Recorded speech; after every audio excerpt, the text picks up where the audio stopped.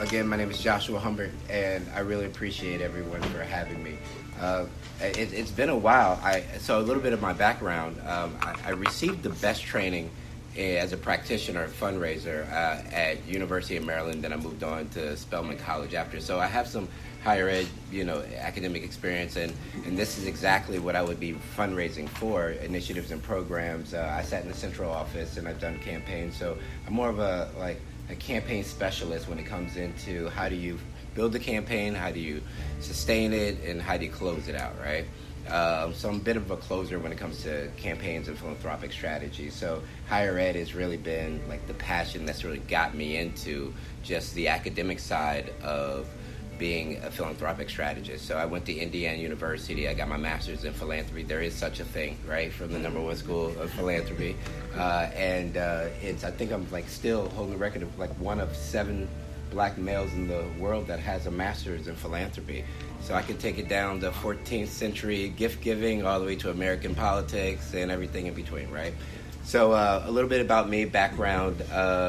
Grew up in Northern Virginia, and it just humbled environments. That's just a good way of saying I was humbled origins. I had to learn how to say that in a room full of rich folks that just didn't think I didn't belong there. But the idea was, I was always circled myself around family members, friends, and we had a very small family. And I mentioned this because I had a very difficult time telling my story when I was maybe in my younger 20s and 30s, because now it's a different era. Folks can be more unapologetic about their thoughts and their mindset and what they're thinking out in the public. But when I was going, in my early 20s, you really sort of had to have a clean cut approach, or that's what they told you. They told you, sort of follow that rigid line of maybe corporate America, something in nonprofit, but really, cut your hair, shave it down, do what you got to do, wear a nice suit, yada, yada, yada, and try not to be intimidating. But I had to really learn the difference between what was assertive versus aggressive, and with the different labels that they put on black men specifically, right? And especially being in a warm and fuzzy environment called philanthropy. And what does that mean when you show up with folks who have the money and you have to influence them? How do you just sort of approach that? So I think back to just all the people that have helped me get to this point, and then just sort of my own journey and matriculation into how I've created sort of my own DNA when it comes to just the fabric of philanthropy and how it's played a role in my life. So I want to unpack that for us, because I think if we start there and then we can sort of flow into some of the best practices and the tactics that I think some of the folks have to work with in here, then I think it all makes sense from the heartstrings perspective, and then the academic approach perspective, and then just outright, how do you raise money, right? So is that okay with everyone? Yes, sir. All right, cool beans.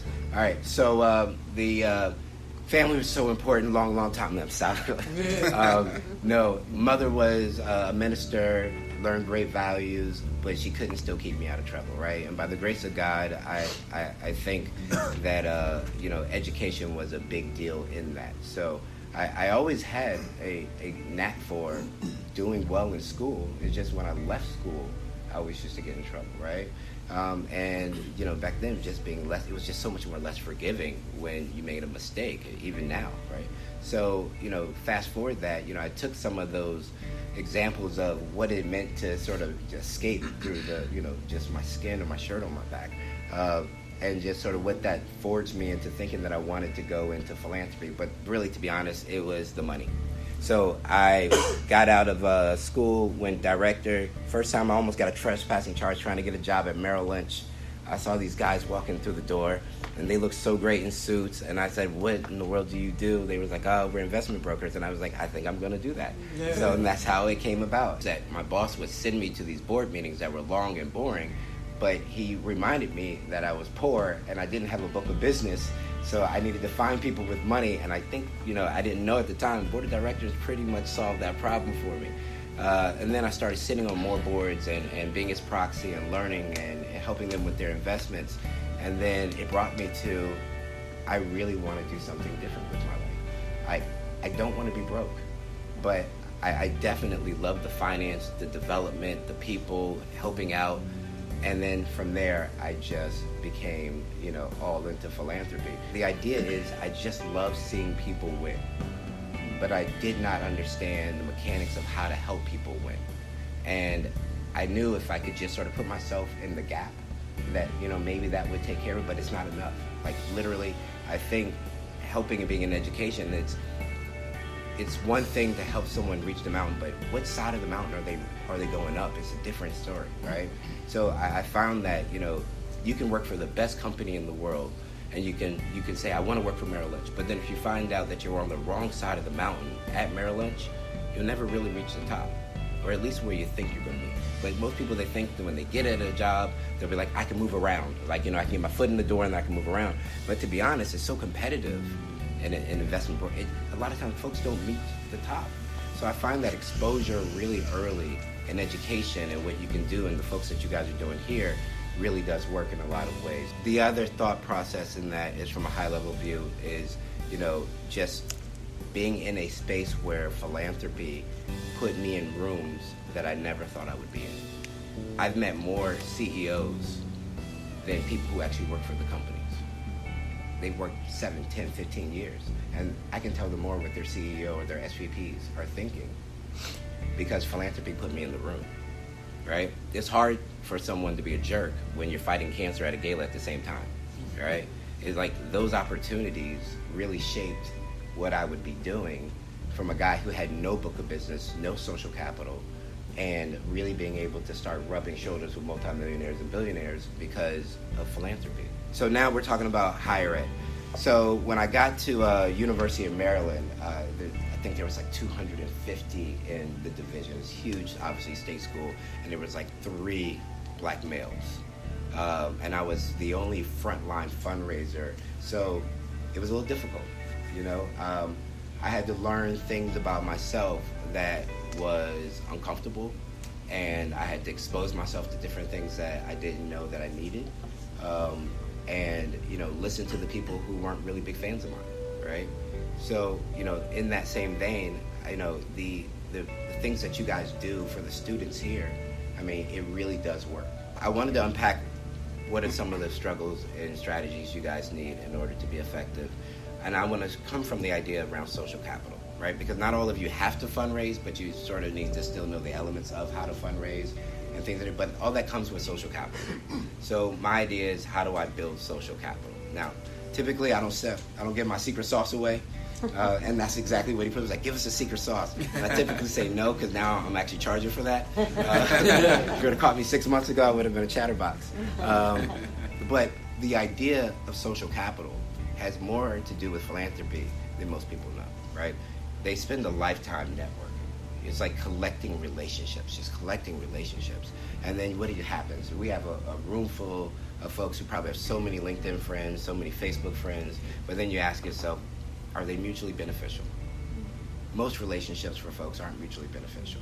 You know, we know them, but they're not going to go anywhere, all right? So I had to train myself. How do you just not know a lot of people, but how do you create leverage and influence where they become mutually beneficial? And that was tough, because I didn't grow up in an area, so I'm pivoting back to, you know, the area I grew up in. I didn't grow up to an area where we had folks who were, you know, greatly successful, right? And I think the church, my mom was a minister, and we did not even in the church, we didn't do a good job of showing what social capital was happening. So you always knew Sister Mabel sat on the third pew, but you didn't know really what Sister Mabel did. You know, you always knew that you had a lot of people in the church, but you really just didn't know. I mean, the church directory was never really kept up to date, and then, you know, it was just given to the building fund. But, you know, the idea around the people that you were able to create and connect with early, and then that just creates a whole new network. So I had to step back and start thinking, well, how do I reevaluate what type of social capital versus what networking is? They are completely different. Network is an activity. Social capital is the ecosystem built on demographics, built on race, built on income, built on socioeconomic status, health, anything you can think of, you know, housing, neighborhoods. You know what I mean? It's all those different types of circles that make, you know, how do you create relationships, right? And how do you get to that 7 degrees of separation and things of that nature? But the idea around that is, how do you create relationships that actually matter, so that you can call on them and then they can do what you need them to do, right? I recognized that most of the people that I really needed to do, someone to do something for me, weren't going to pick up a cold call from me, right? So I had to make a deposit before I had to make a withdrawal. And that was difficult for me to know because I wasn't trained that way originally, right? I was trained to go after the money. So, in nonprofits that you work with, they're not really interested in you giving away their resources before you even have an opportunity to get some resources, right? So I found myself in that space that, you know what, if I were going to take a chance on my brand of what social capital is, I was going to have to make more deposits before I made any type of withdrawal. What do I need to do in order to help someone with their career, right? So I started writing down a list of the different people I was coming across that had some money, right? They could do like $25,000, $50,000 scholarship, or give it to the university. And then I started to think through, what can I do for them in order to make a deposit? So I basically, this is before LinkedIn, so LinkedIn really didn't, so I had to go through and I said, if you had 5 to 7 people within this region that you would love to meet, who would they be? And who would actually be someone that, or a person or whoever, organizations that would move your career to the next level? And then, you know what? Most people are like, well, I don't know, really. Well, there's some big accounts here, there's some people here, there's some people there. And then I basically asked them, I said, well, if you get specific for me, write down their names, write down the organization, and let me know who they are. And then slowly but surely, they started doing that. And then I had a list of maybe 30 people that I was going around and trying to figure out how to advance their career. Now, again, I got to go back to my boss and say, I don't have any money yet, but I'm about to help some people with their careers, and I think it's going to pay off, right? And, I think they might have put me on probation right then. What they didn't understand is that I started connecting the dots for people who were middle management, 40 plus, and then I started to make sure that they had the people in their lives that were going to make them successful. And then by then I became the broker in between, right? Then I had leverage. When I started to create leverage, because it was my relationship. And when my relationship said, hey, I think you have something you might like, to a person that I needed the money from, guess who always picked up my call? I came the person I didn't chase anymore.